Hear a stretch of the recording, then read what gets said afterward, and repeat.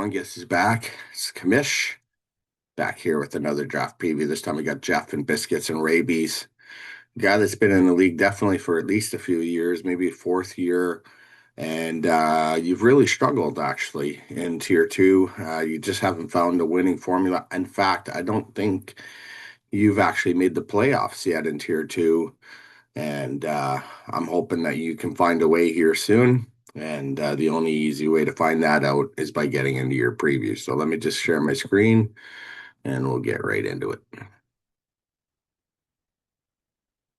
Get rid of that.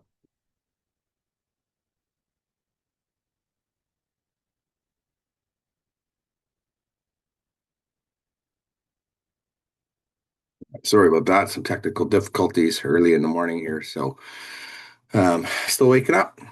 So here we go. And some people wake up to biscuits and gravy, but you wake up to biscuits and rabies. So here we go. Let's get right into the preview. Looking at your keepers, I think you got a winner in Caleb Williams, right? The guy's a dual threat quarterback. I think he is the real deal. Makes some pretty miraculous throws, Manziel-like throws from college. But the guy puts up big points in fantasy on a weekly basis. So I think obviously he's going to help you in your hope of being a playoff team. All the offseason reports so far on Bayshell Tootin have been very positive. Chris Rodriguez is there too, but he's been hurt. So Tootin's been getting all the snaps. And apparently he's making a very strong impression. So that's great news for you in the running hole for sure. You need to have a running back in this league for sure to be successful. They're at a premium. And then you're going triple-headed monster at wide receiver. Again, the offseason news on Terry McLaurin so far has been very positive. The guy's going to be 31 this year, but apparently he's balling out in camp still. There's some rookies in Washington that I guess McLaurin is demonstrating his true leadership ability, which is probably great for you. And then another thing that I think is great for you is Justin Jefferson with the new quarterback. I mean, let's face it, Jefferson fell off a cliff last year with J.J. McCarthy as his quarterback. Things are going to change. I heard Kyler Murray's looked great, and Murray's going to be a huge improvement over J.J. anyways. So that's definitely going to help Justin Jefferson.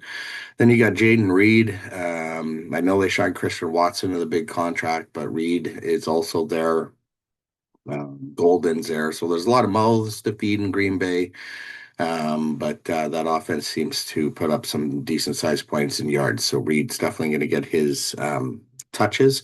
And then at IDP, you got TJ Watt, the veteran. I'm not sure if I would go TJ Watt, but let's just see who else you could have kept. So on the offensive side of things, you could consider Xavier Worthy, I guess. Even though I think the guys you have kept are better. At IDP, Will Anderson is probably somebody I would consider as a pass rusher that you have there, and that's pretty much it. So, yeah, you didn't have too many options at keeper. I think you're going with the right players, and I think it's going to be interesting how you proceed here through the draft.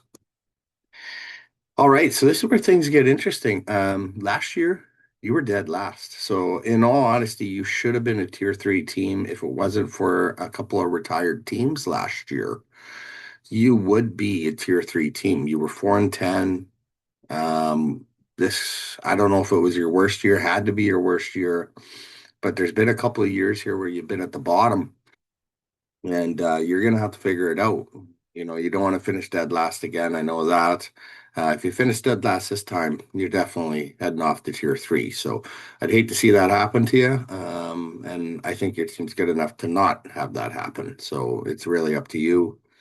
Looking at your draft pick scenario, this is where things are just all original, really. It looks like you didn't make any trades. And this is one thing, if I could give you any advice, and if you've been watching any of the previous videos, like if you know you're gonna shit the bed, why would you not try to load up on picks for this year, right? And I know, especially in a year where I said nobody was dropping, I'm pretty sure I said that. That would have been the perfect year to load up, right? Because you know you're not dropping the tier now. You know, well, I mean, you think your team's good enough to be better than survival year, but it's just one of those things that I'll just mention. And if you think your team's good enough to move up, then go all in. I mean, yes, it might backfire on you, but the whole point here is to get to tier one, right? So that's just something I want you to remember. You are picking eighth, which obviously represents, yeah, not a great finish. So. All right, so then likely first pick here. This is of course based on Sleeper's ADP. Well, when I look at your team, obviously you're only keeping the one running back. So I think you're likely going to go running back here. But according to Sleeper's ADP, you'd go either Jordan Tyson, Kyle Pitts, or Ramondre Stevenson. So we'll just have to find out where you think is the best pick at that point in time. But obviously, with only one running back and running backs being a premium, you're going to have to try to focus on that position. Looking at your outlook, potential storylines for the year, your draft picks are all original. Your wide receiver heavy, as I mentioned. I do think you could challenge for the division, especially if you do go all in.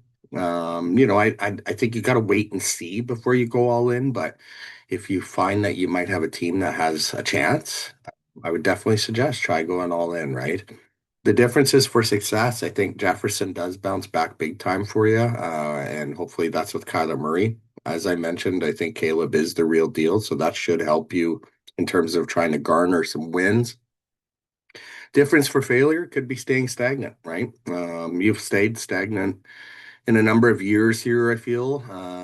You've made maybe a couple trades, but not a lot. So if you stay stagnant again in a year where maybe it looks like you could make it, I think that could be part of the failure for you because there's going to be teams that are going to go all in. Some teams have figured it out. And if you're one of those teams that are close, you're going to have to go all in with them. And again, it might backfire, but that's your chance. Anyways, Jeff, it's a pleasure having you in this league. You've been in this league for a while. I just want to say I appreciate your commitment and loyalty to the league. You're a great owner, great communicator. Never had any issues with you since you've been an LOC fam member. And I just want to say I do wish you the best of luck. I hope you have a great year this year.